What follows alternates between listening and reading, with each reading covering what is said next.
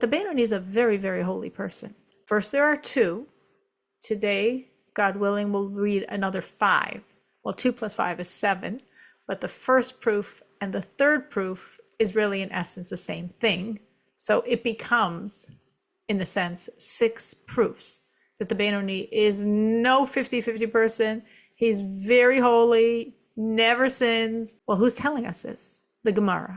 Every single one of these 6, or if you'd like to view it as 7 proofs, every single one of these proofs comes from the Talmud, which is very significant because, of course, we understand already, and we spent a long time discussing it, how on the side of the Zohar, the inner dimension of Torah, Tanya's perspective, the Benoni is so holy and like the 2 levels of tzaddik, never sins, not in what he does, not even in what he says or feels or thinks. So we understand that from the side of the Kabbalah, the inner dimension of Torah, how high the Benoni is. But the Alter Rebbe, very brilliantly, is showing us these 7 proofs from the Talmud. Again, because this is in essence one Torah. It's not like, well, this is what the body of Torah says, and this is what the soul of Torah says. And, no, it's one Torah. Body and soul work together. If on the side of the inner dimension of Torah, the Benoni never sins, guess what? On the side of the Talmud, the Benoni never sins either. Yeah, but we said 50-50. We have to understand. We have to understand what we misunderstood. And we said it's going to take us chapters until we'll understand that. But that's okay. We'll eventually get the answer to all of the questions from chapter 1 deep into Tanya. I think the last question is answered in like chapter 27 or something like that. We don't need to wait until then to begin to learn all the Rebbe wants to teach us after we've unlearned some basic ideas. We've cleaned out the ideas that were wrong, that were not accurate, that were blocking the truth. Clean those away in chapter 1.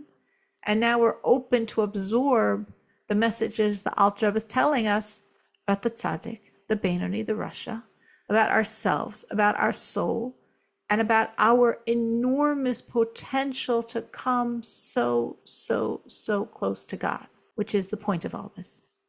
So looking inside, so again, to remind you of last week's 2 proofs, we spoke about Eov, Job, who in his conversation with God said, God, you created the tzaddik, you created the Rasha.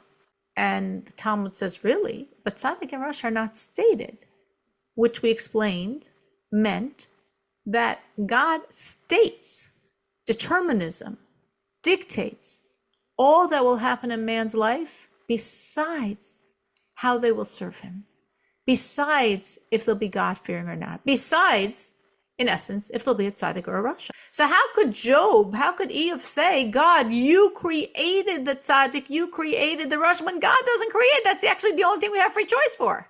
That was the first question, or that's not really, that's the second question in terms of not actually focusing on the Benoni here. We're focusing on the term tzaddik and Rasha, but it's showing us we don't know what the term tzaddik and Rasha mean.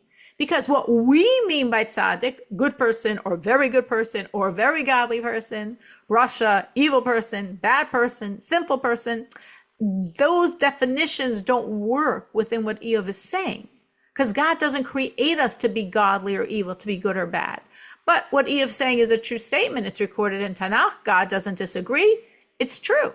So clearly, tzaddik doesn't mean good and Rasha doesn't mean bad. And guess what? If we don't understand tzaddik, we don't understand Rasha, we probably don't understand Benoni either. That was actually the second of the proofs, because the first one was speaking about Rabbah. And we're going to go back to Rabbah now in our third proof. And that's why I said that we did 2 last time and 5 today, and 2 plus 5 equals 6, because the first and the third are both the same essence point. So Rabbah, we said, who was the leader of his generation, the most godly person, tells his students, keep going on a Benoni. You want to know what a Benoni is? Look at me. And we're like, wait, Rabbah was the most godly person. He was so godly that his primary student, Abaye, said, if you're a Benoni, we're dead, because we're less than you and we're therefore evil, Risham, and the evil ones, even in their lifetime, are called dead. Or if you're a Benoni, there is no tzaddik because there's no one greater than you. And if there's no tzaddik, this world won't exist because the world needs a tzaddik to exist. Tzaddik is Yesod Olam. The tzaddik is the foundation of the world. So however you slice it, you are the greatest person. And you think you're a Benoni? Rabbah was making a mistake, a sincere mistake. He wasn't trying to be fake and falsely modest. He made a mistake. From his extreme modesty, he made a mistake, and he really was a tzaddik, and he really was a tzaddik gum, or a complete tzaddik, and he really was, as Abaye said, the greatest tzaddik of his times, and it really was that the world was existing in his merit. Yes, all of that's true. But the fact is, if Rabbah, who was the greatest tzaddik of his time, could sincerely say, I'm an example of a Benoni, and he meant it, he wasn't joking, that means a Benoni is a very, very, very high person. It's a mistake, but for him even to make that mistake means a Benoni is really high. So we're going to continue along that theme now, looking at Rabbah and his mistake. And what we're going to focus on is how great Rabbah was, quantitatively and qualitatively. Rabbah was so great, and he sincerely thought, again, nothing fake here. Oh, I don't really know how to cook. Oh my gosh, you're such a great cook. Oh, I'm really a Benoni. Oh my gosh, you're such a tzaddik. No. He meant it for real. He for real believed he was a very, very high level Benoni. Now, how could any Benoni look close to a tzaddik? We don't understand that yet, and we'll give ourselves a number of chapters until we get to that point.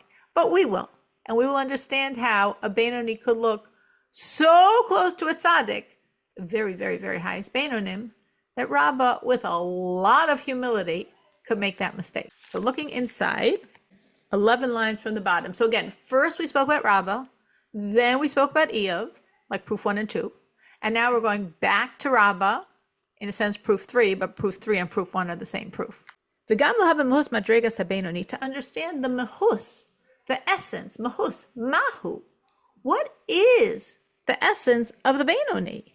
What is the level of the Benoni? Why do we care so much what a Benoni is? Because that's our potential. The Alter Rebbe, as the subtitle of this work, entitled it, not Tanya, that's the name we created, Sefer Shel Benonim, the work for the Benonim. Who the Benonim? Every Jew. Every Jew potentially is that Benoni. So what's a Benoni? I need to know because I need to know my own potential. Why do I need to know my own potential? Well, if you know who you can be, you've got a lot better chance of actualizing it. So let's understand ourselves so we can become who we truly are. So to understand the essence of the Benoni,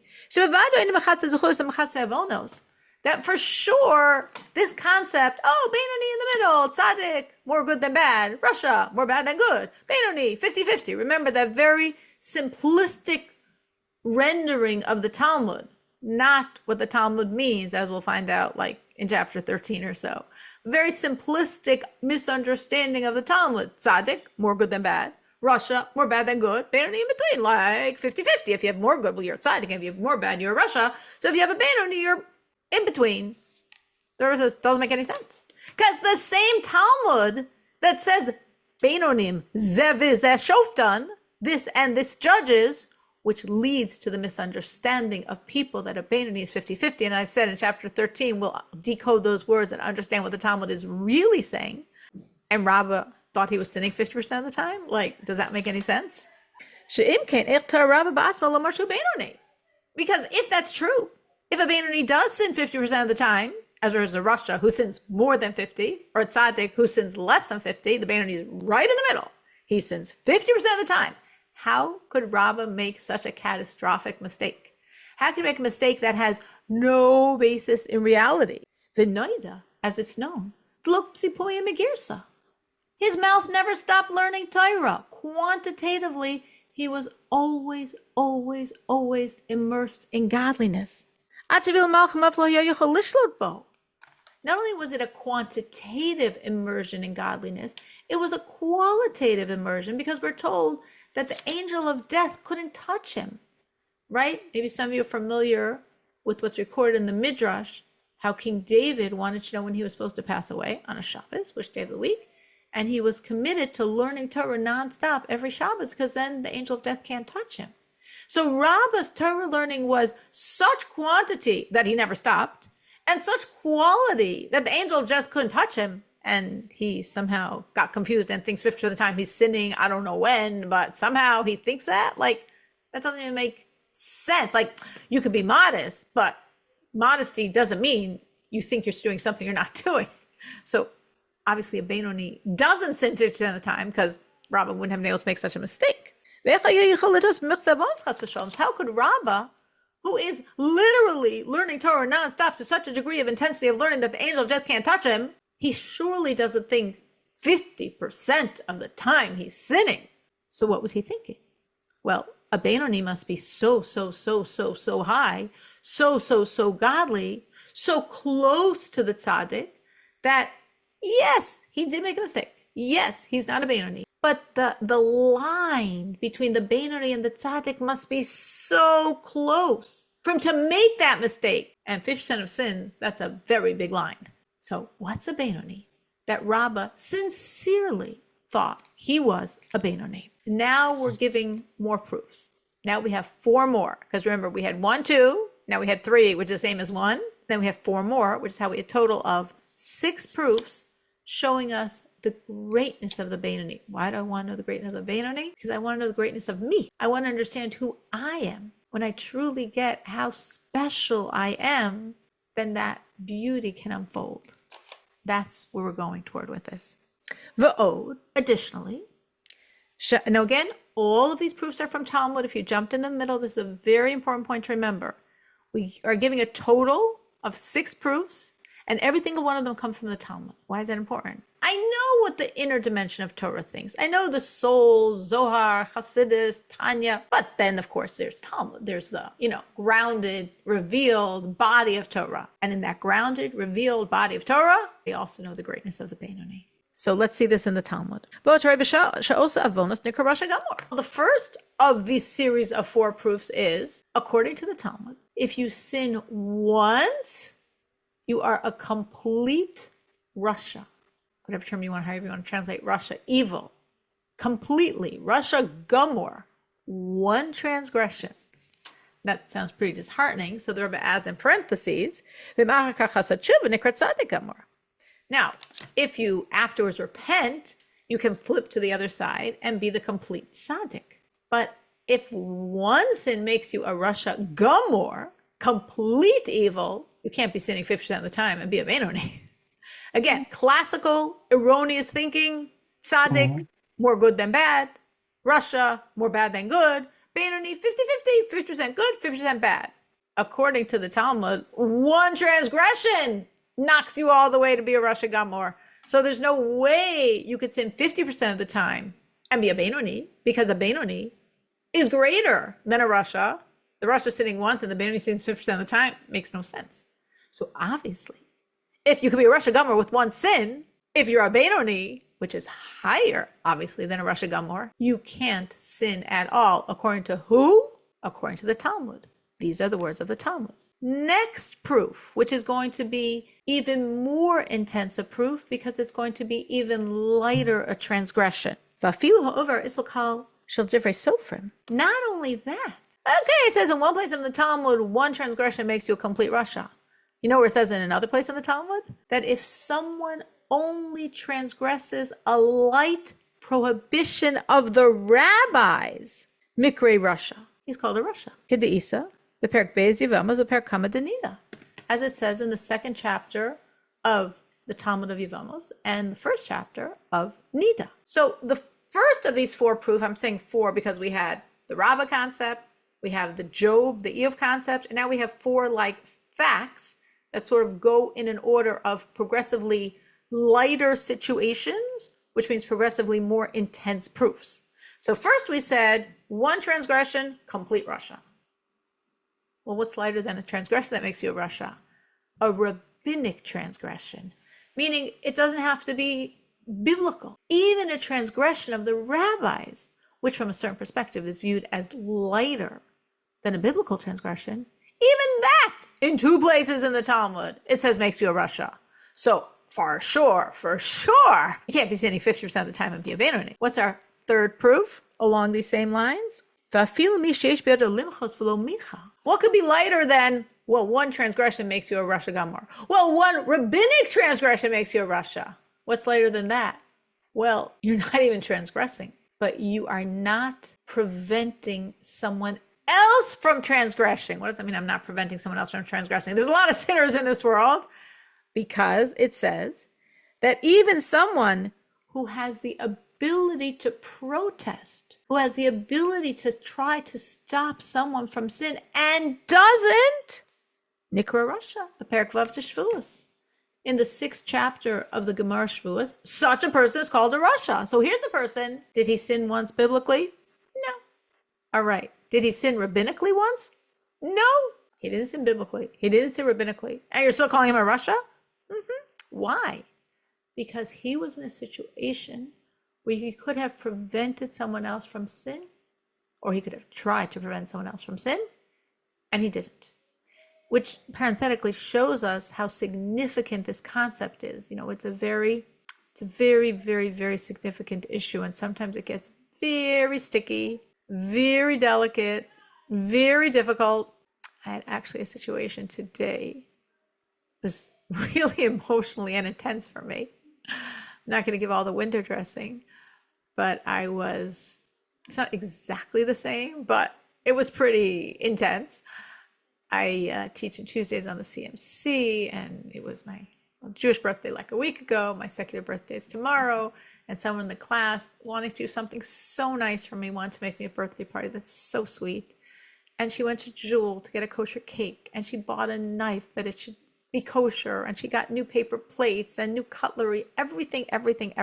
And she brings it to CMC, and she surprises me on the class, and I'm about to cut the cake, and I don't see a hechsher on this jewel cake. And I'm like, oh my gosh, what do I do? It was really hard for me, because I know how much effort this woman went to, and I know she has a lot of, built up thoughts. Oh, I'm probably doing something wrong, even though I'm doing everything right. And I don't see a hechsher on the cake. And I'm like, it has to be kosher. I mean, it's from Jewel's Kosher Bakery.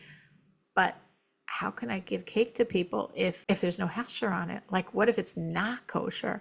And I'm searching the box upside down everywhere. Please, Hashem, show me this hechsher. And I couldn't find a hechsher. Anyway, long story. Whatever. It was a long story, and it wasn't so easy story. Though in the end, God made it all work out. But it was just a really strong sense of, I wasn't going to eat the cake anyway. But obviously, I can't be in a situation that I have even a doubt. What if this cake isn't kosher? I can't give it to someone. Now, that's obviously very different than what the Alter Rebbe is saying here, because the Alter Rebbe isn't talking about you doing anything wrong. And obviously, you feeding someone food that's not kosher is very, very, very wrong. But I just am sharing the emotions I felt today with this almost like this intensity of conflict. I so don't want to hurt this woman, but I so can't give cake that's not kosher. And it must be kosher because it's from Jewel's Kosher Bakery. But how could Jewel sell a cake that's kosher without somewhere writing it's kosher? And maybe there was this huge mistake and there was a not kosher cake in Jewel's Kosher Bakery, which is actually what happened. So it was difficult. It was honestly difficult. Thank God. God helped, and God helped. But it's really a very, very difficult issue when you are in a situation when you see someone else who's going to sin and there's something you could say, but it's difficult. It might not be accepted. They might not like me too much for saying it. It might be uncomfortable and awkward and sticky. This was incredibly uncomfortable, awkward, and sticky, magnified in neon colors. And guess what? This is what God's demanding. This is what God's demanding. This is part of serving him. And the Talmud says, you didn't do anything wrong biblically. You didn't do anything wrong rabbinically. But you have the potential of stopping someone and you don't. That also could be a Rasha. So if so, this intensifies and magnifies our question. How could we think you sin 50% of the time and be a Benoni when a Benoni is greater than a Rasha? So all three of these proofs were in an order, meaning each one we successively are doing something even lighter, and yet still the Talmud keeps calling this person a Rasha. which means a biblical sin, Russia. Less than that. A rabbinic sin, Russia. Less than that. You're not sinning at all. You're just not stopping someone else from sin, Russia. So each proof intensifies the same question we had with the first proof, which is, so how could someone be sinning 50% of the times and be greater than a Russian and be a Benoni? Makes no sense. So what are we supposed to derive from all that? Well, obviously a Benoni, even according to the Talmud, because all of these quotes are from the Talmud, does not sin 50% of the time. But I thought the Talmud said so. I must be misunderstanding the Talmud. All right, last one of this list. V'kol shekei v'kal chomer, how much more so? If we have a situation not of a sin, which we mean here by a transgression, a proactive violation of what God is asking, but rather a positive act that I'm not doing. You could say, well, if you're not doing a positive act, isn't that a sin? Well, it depends what the positive act is. Meaning certain positive acts, we'd say, yeah, I mean, of course, if you earned a certain amount of money and you don't cut off God's portion for charity, that is a transgression. But it's a different type of transgression. It's called a transgression of a positive. There's a positive act to give charity, and the transgression is you're not doing what God's asking you to do. Or God wants a man to pray 3 times a day. He wants a woman to pray twice a day. You're not saying that prayer. It's a transgression. It's not that you're violating God's words, but you are not doing what he's asking you to do. But this is even a lighter situation, as the Rebbe will give the example. Like anyone who potentially could be immersed in Torah, and he's not. Well, does the Talmud say such a person is also a Rasha? No, but we have very harsh words to say about that person. Shalav darshu razal, that on such a person, again, this is a very specific case. This isn't in general, and if you don't give charity, and if you don't pray. No, this is a very specific case about not studying Torah constantly. As our sages say on the verse, Kidvar Hashem vazah, that the word of God he disgraced, hechares. He should surely receive a very, very, very grievous punishment called kares, what we would translate as excommunication. Well, if so, I mean, kares is pretty intense. Upshite demikri Russia tapi me over Isser Drabana. Well, for sure, this person's a lot worse off than the one that just transgressed a rabbinic prohibition. Ve'im kain, and if so, al karchacha, like against your will, you got to say it. Habenoni ein bo fil bittul Torah. The Benoni is not even transgressing something that the Talmud says everyone transgresses, which is not learning Torah. So let me give a little explanation on this proof because it had a few more details than the previous 3 that I was able to get through more quickly. What we're saying here is as follows to understand the backdrop of this proof. It says in another place in the Talmud that there are 3 transgressions everyone transgresses daily. They are iyun tefillah. Iyun tefillah means deeply praying. The Talmud is not saying every day everyone doesn't pray. The Talmud is saying to the degree of intention, of concentration we're supposed to have in our prayers, everyone every day probably messes that up. Avak lashon hara. Avak lashon hara, avak means literally the dust of lashon hara, of gossip. The Talmud is not saying everyone gossips every day. We might think that would be what the Talmud would say, but that's not what the Talmud is saying.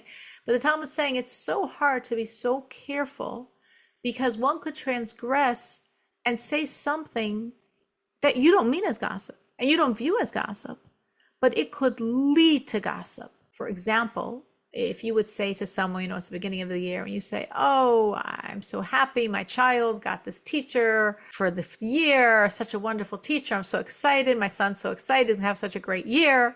And the person says, really, him? Oh, no, my son had him. He was a horrible teacher. Or I've heard this and this, da-da-da-da-da-da-da-da.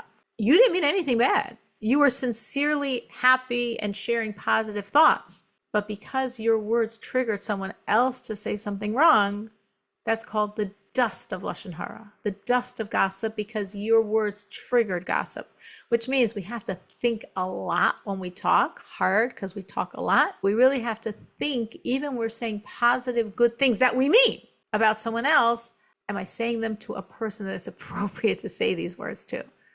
How am I supposed to know? Well, if you don't know, maybe you shouldn't say. If we thought so much, we'd probably talk less and less and less, right? Because who knows? So another thing that the Talmud says is a daily failing is nullification of Torah study. So the good news, ladies, is this is not a transgression on women. So no woman ever transgresses this. Women have an obligation to learn Torah to know what to do. And the Rebbe has said that if a man only knows everything a woman needs to know, he's in pretty good shape. Because we obviously have to know everything you need to know to lead a Jewish life. And we also have to know all Hasidic thought, because that's what's to inspire our hearts and minds and souls to serve God properly. So we have quite a lot that we need to know. But that's the obligation of ourselves in terms of Torah study. A man, conversely, the difference between the man and the woman is that the woman is not obligated on positive commandments that are time-bound. So a positive commandment, study Torah, that's time-bound. The time is always, so that's a time. Women are exempt from all time-bound positive commandments. So as such, we're not obligated. So we're clean.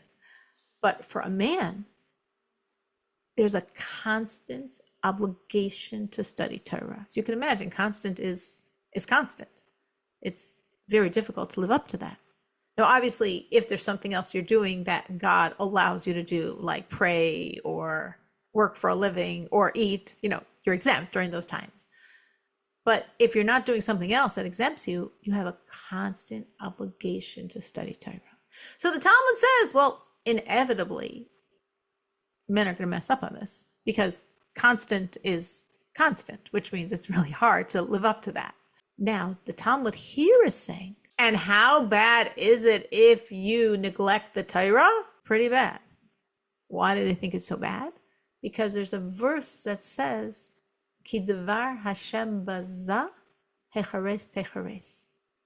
The word of God he disgraced, he shall surely receive kares, excommunication. Now, if you look at the verse inside, the verse is not talking about a fine Jewish man who had a half an hour and was reading the paper or scrolling through his WhatsApps instead of learning Torah. It's talking about someone who's actually disgracing Torah and doing things against Torah and study of Torah and lack of belief in Torah and things much worse than we're talking about here.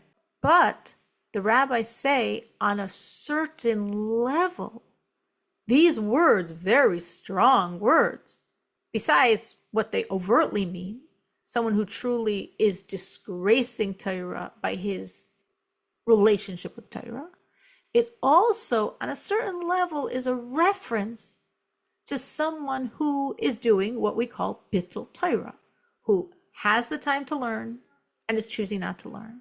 Because that's also a disgrace to Torah. Well, why is that a disgrace to Torah? Because basically, as we've mentioned many times, when God gave us his Torah, he gave us himself. That's the first word of the 10 Commandments, Anoichi, I, God. And Anoichi is an acrostic, Ananafshi Ksavas Yahavis. I put myself in the writings. So God is saying, when I give you my Torah, I give you myself. And if you're not interested in studying Torah, it's like you're rejecting me. Like you don't find me important enough, worthy enough.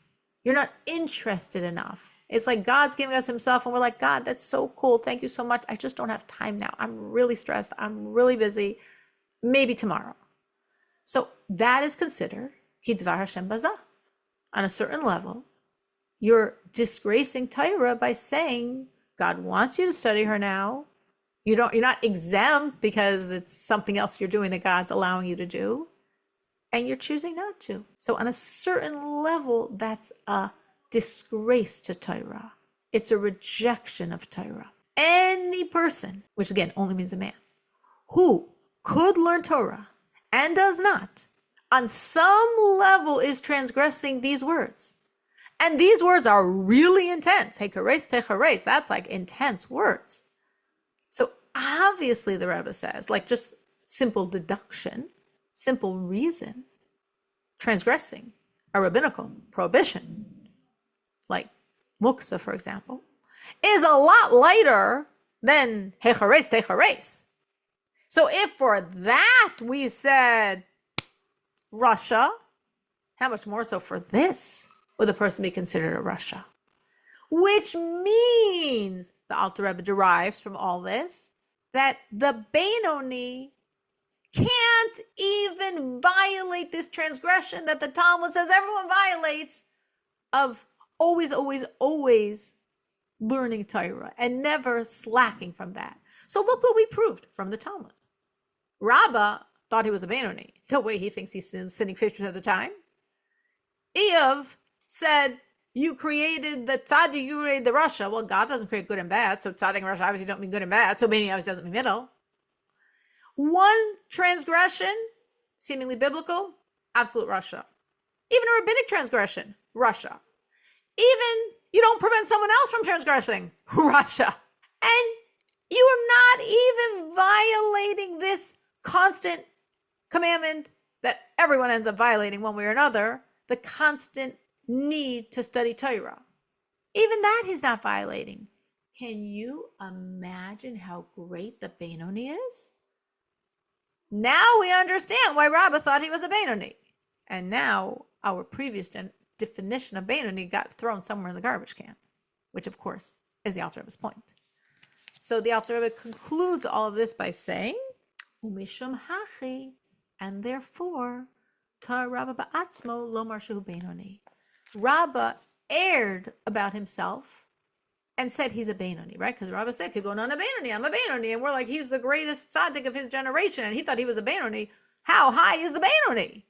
Well, now we're seeing how high the Benoni is. Never since biblically, never since rabbinically, never even would be in a situation where someone else is sinning and doesn't prevent him, and never even transgresses this constant obligation to study Torah. Which, of course, Rabbah didn't transgress because we said he learned Torah all day and night, and even the angel of death couldn't stop him.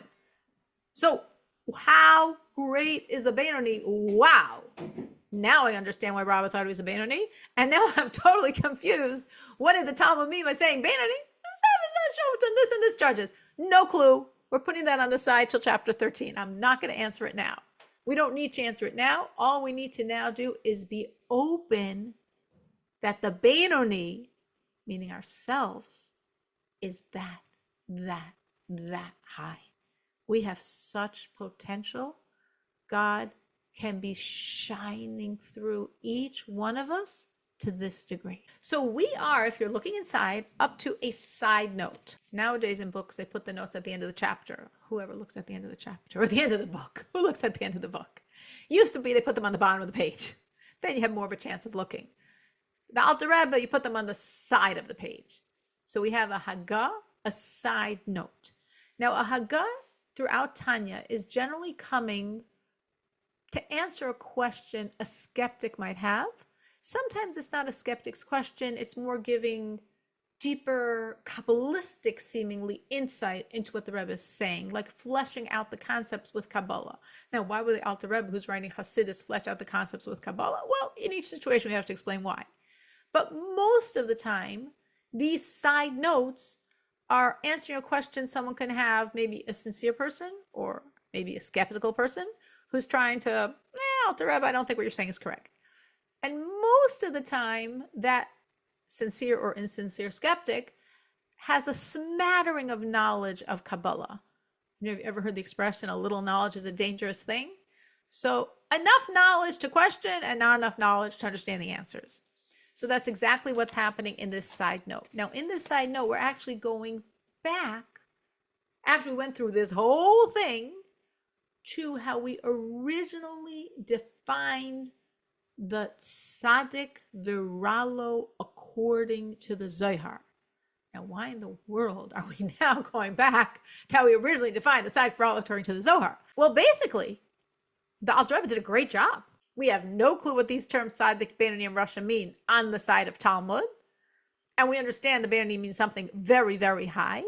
And we right away saw from the Zohar's end how high these people are. And the person says, I don't think the Alter Rebbe is right. No. What is he chucking out? What everyone believes and everyone knows. I'm going to puncture his balloon. I'm going to show that his proofs are not so strong. He's wrong. So what proof does he think he could puncture? I mean, everything was so black and white. So he's not even looking at what the Alter Rebbe said in the Talmud, because that was pretty black and white. He's going back to the proof from the Zohar. Now, again, if we remember, and we spent a long time on that concept, we had a chart, an invisible chart, where we went through these 5 terms, seemingly how we thought the Talmud defined them. And we went through the 5 terms, how the Zohar, the inner dimension of Torah, defines them. And our entire foundation from which we defined all 5 terms was one definition in the Raya Mehemna, a section of Zohar, on the Tzaddik Viralo. That's the term from the Talmud. Tzaddik Viralo. The Tzaddik, and there's evil to him, which is defined as a Tzaddik who has evil, but he's completely controlling it, right? Tzaddik she'eno gamor, the incomplete. Tzaddik, he's a tzaddik, never sins, not in what he does, not in what he says, not in what he thinks, not in what he feels. But vira, he does have evil. There's still an evil inclination there, low, and he's completely the master over it. So does he sin? Not at all. So the skeptic is saying, no. I know a little Zohar, and I know that that's not really or the only way this term is defined. So he's referencing a certain situation in the Zohar. So let me tell you the story, and then we'll read the side note. So there was a very great tzaddik named Rav Hamnuna. Rav Hamnuna was a direct descendant of Moses, of Moshe Rabbeinu. He was very, very holy sage. And Rav Hamnuna was puzzled by the concept of the tzaddik who suffers. Of course, this is a classical question, puzzlement, pain we could have. Why do the righteous suffer? Why do the evil prosper? Many, many answers, and obviously, ultimately, we could say unanswerable, though we could give many answers to that. So Rav Hamnuna was puzzling over this concept of why would a tzaddik suffer? He's a tzaddik. He's such a good, godly person. Why would he suffer? So as he's trying to figure this out, he meets Elijah, the prophet.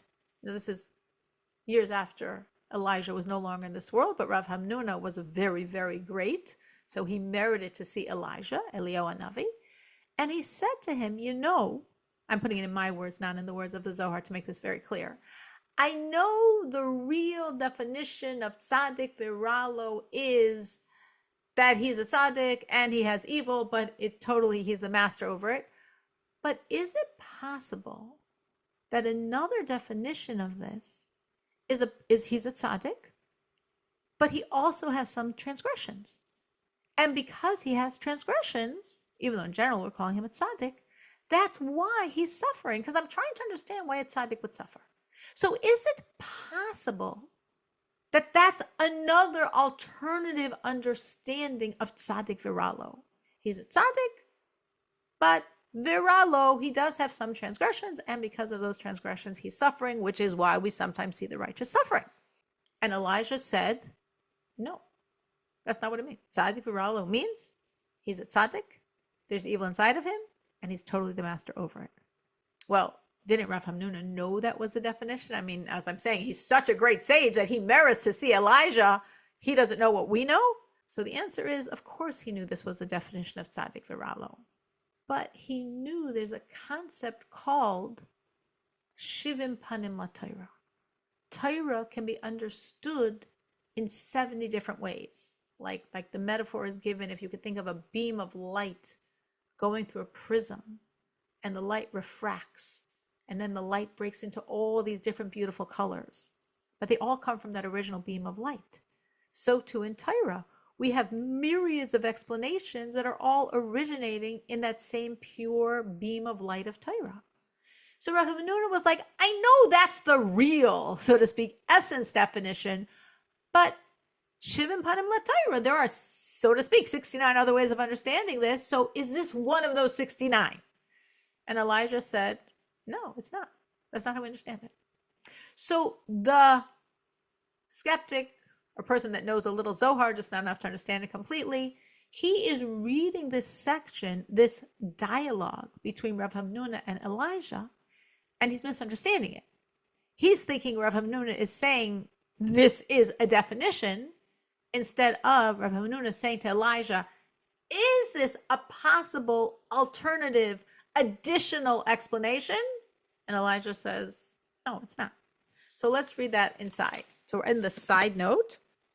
And that which is written in the Zohar, yes, this is written in the Zohar because he's phrasing this as a question there. Is it possible that anyone who has less transgressions, but he has a few, and that's why he's suffering, could he be called a tzaddik viralo? That's not a statement. That's not how Rav Hamnuna is defining the tzaddik viralo. That is Rav Hamnuna's question to Elijah. Could this be another alternative variant explanation of Alafilas Trios Elisham? But according to what Elijah answers Rav Hamnuna, no. Elijah says no. That's not how we understand it. Tzaddik viralo means, as is explained in Raya Mehemna, as we quote in the body of the text, a totally godly person, but he does have evil inside of him. His evil inclination is still there, though he's whittled it away. And since he's already in the process of the destruction of the evil, loy, it's his, he's the absolute master of it. So sins, we're not talking about sins at all. The evil inclination has no voice. It's just still somewhat partially a little bit there. So what was Rav Hamnuna thinking? Rav Hamnuna doesn't know this definition in the Raya Mehemna. I know it. You know it. Rav Hamnuna doesn't know it. He did know it. But v'shivim panim latayra. Since there are these 70 different possible ways we can understand the light of Torah, Rav Hamnuna wondered, is it possible that this is one of the other explanations? And if so, then it would make sense in my head why I can see these righteous people that are suffering. So he had this whole thought process. He presented to Elijah, and Elijah said, no. Why are we bringing this in? Because the Alter Rebbe understands that people like us, we study the Tanya, and we just are like, feed me, share with me. We want to learn. We want to grow. We want to get closer to God. We want to be inspired. We want to understand ourselves. We want to understand the world. We want to understand God. But not everyone studying Tanya is going to be looking at it like that. And some people will be looking at it with a more questioning eye. And I think I read somewhere in the Zohar another explanation of tzaddik viralo. Like, what do you bring this in here for? Because the Alter Rebbe just so strongly built up his case. So strongly. 6 proofs from the Talmud that a Benoni is absolutely perfect. Oh my gosh, how do I puncture that? Well, I can't puncture any of the proofs from the Talmud. They're all so solid. Can I go back to that proof from the Zohar and show that it's off? Because if I can, you pull out one card from this whole construction, I could say the whole thing falls apart. And the Alter Rebbe is saying, no, everything's standing. Everything here is very, very well structured. What have we come to? We have come to understanding that our previous understanding, tzaddik, good, more good than bad, Russia, more bad than good, Benoni, in the middle, out the window. We've proven that a Benoni is perfect. Well, if a Benoni is perfect, a tzaddik is more than perfect, whatever that means. And how great could a Russia be if even one transgression makes you a Russia? Wow, he could also be pretty perfect. So what does all this have to do with us? Because this is who we are. This is the bottom line. I know I keep repeating because we could get lost in the proofs and the details and the quotes, and I don't want to lose the central point. The central point of all this is the Alter Rebbe wants us to understand who we are. He wants us to understand how enormous is our soul power. The more we understand who we are, the more we could actualize it and have this incredible, deep, real relationship with God. And that's what the Tanya is about. Get to know yourself, get to know God, and have this beautiful, beautiful, full emotional relationship with Him. To be continued.